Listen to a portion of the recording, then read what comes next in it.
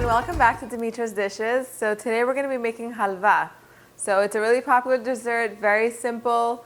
You can pretty much make it with anything that you have in your pantry. Lots of dried fruit goes in here, especially in the one that I make. I'm going to take you over the ingredients and then we're going to get started. For the syrup, I have some sugar and water in here. We'll get a little closer later on. More of the syrup ingredients. We need some Greek honey. If you can find Greek honey, please use it. It's delicious. It's the best honey I've ever had. If not, get whatever local good honey that you can get. We're going to need the juice of an orange. I've zested the peel on the outside, actually the zest. That's going to go inside the pudding, and then the juice is going to go in the syrup. We need 1 cinnamon stick, a couple of cloves, about 4 cloves. And that's for the syrup because this is one of those syrupy desserts and it's going to need it. Anyway, that's going to be for the syrup. And then for the actual semolina pudding, we need some semolina flour, and try to get the coarsely ground one. It's better. If not, use the finely ground one. That's fine too. You need some salt, the seeds of cardamom. Cardamom is a really nice aromatic, it's a pod actually, and it looks like this. We don't use the outside. The inside, the seeds, are where all of the flavor come from and the aroma. And it's really intense, so you just need a little bit in this. Again, we have the zest of an orange, a little bit of olive oil, and you need really light olive oil, like maybe even a pomace oil would be good for this, because you don't need really good green, cold-pressed olive oil for this. That would be too strong. Just a light olive oil will be fine. A little bit of cinnamon. Okay, now this is the dry fruit that I'm using, and I use a lot because I love a lot in it. We have dried cranberries, raisins. These are like the sultana raisins, which are really nice. Any kind of raisins will do. I have walnuts and almonds. Use anything in here. You can use pine nuts, hazelnuts, whatever you have laying around the house, throw it in here. Whatever your favorite combination of dry fruit is, put it in there. It's going to be delicious. We're going to turn the fire on, and we're going to heat it on high. And I'm going to put all of my syrup ingredients together. Now, a good trick when you're measuring honey is to measure the oil, if you're using oil in your recipe, with the same measuring cup before you pour the honey in there. And that is going to make the honey come out much, much easier, and you won't waste any of it. That's what I did when I measured the oil from my pudding. You have that. I'm going to put my cinnamon stick and my cloves, and also the juice of this orange.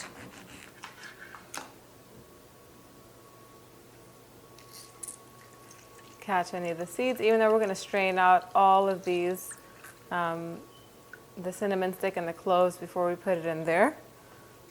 The seeds are kind of bitter, so I don't want them in here.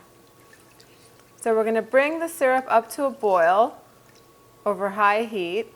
And then I'm going to lower the heat and let it cook for about 5 minutes, so that way the sugar dissolves, and then it'll be ready. All right, so while the syrup is cooking, we're going to start toasting our semolina flour, and we're going to begin by putting our olive oil in our saucepan. And I'll also put our salt with the cardamom seeds in there. And then put our semolina flour in here. All right, so you want to keep stirring. Make sure this is not the time where you want to leave it alone and do something else or check on anything. You don't want to leave this even for a minute, otherwise it will begin to burn. And you don't want that. You just want this to get a nice golden toasted color, and it's going to take a few minutes. Keep stirring it and leave the heat on, of course. The heat is on high right now. Once it starts getting really hot, I'm going to reduce the heat a little bit to make sure that it doesn't burn. And we're going to keep going until it gets nice and toasted. And then at that point, we're just going to add all of our dry fruit and our nuts in here and toast it a little bit more before we add our syrup to it. Okay. All right, so the semolina flour has gotten really nicely toasted.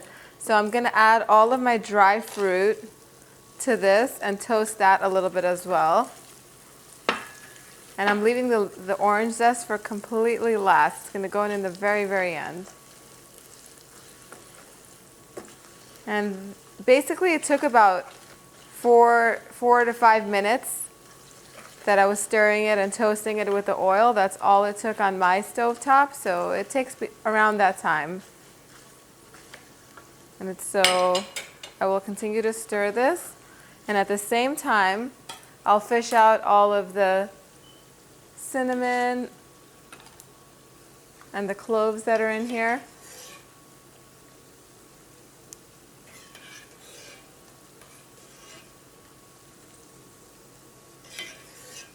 So I think we got them all. I turned off the heat.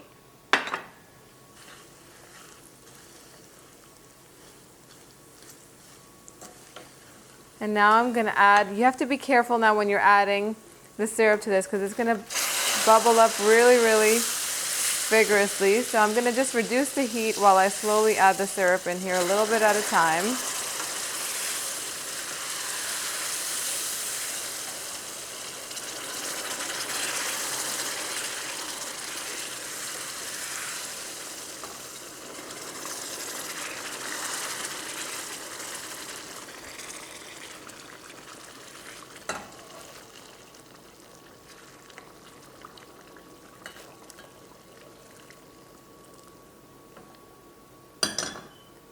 Turn the heat back on. And then we're going to cook this until it absorbs all of the syrup. And we're going to do that over a medium heat, continuously stirring because it's going to absorb all that syrup up pretty quick. And I'll show you what it looks like once it's done. Okay, so it's completely ready now. When it's thickened really beautifully like this, all of the raisins and the cranberries have plumped up really nicely. It's really beautiful and it's ready. So at this time I'm going to turn off the heat. And I'm going to put in all of my orange zest to add some more aroma to this. Give it a nice stir.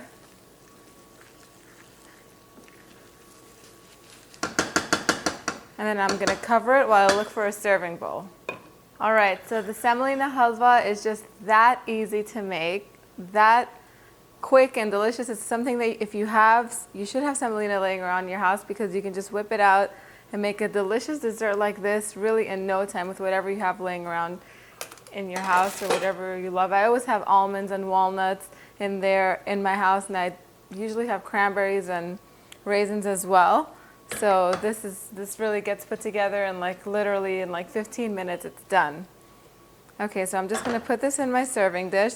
So the good thing about this really holds its shape, the semolina halva. So if you have a nice dish that a nice mold that you can put this in, you can put it in a nice mold and let it set for a few hours, and then when you take it out it'll hold its shape. But I like to serve it in these beautiful crystal dishes because that's how they serve it in Greece. So I'm just going to pour it all out of here and sprinkle my favorite flavor on here, which is cinnamon.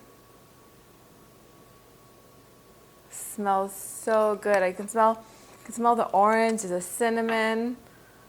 So now I'm just going to take out a little bit in this glass, even though it's burning hot.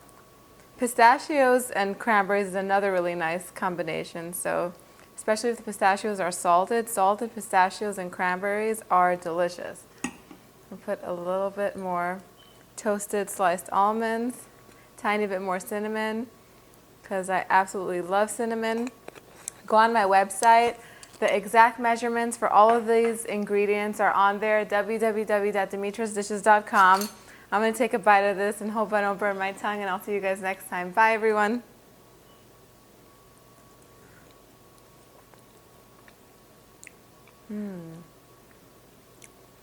Really good.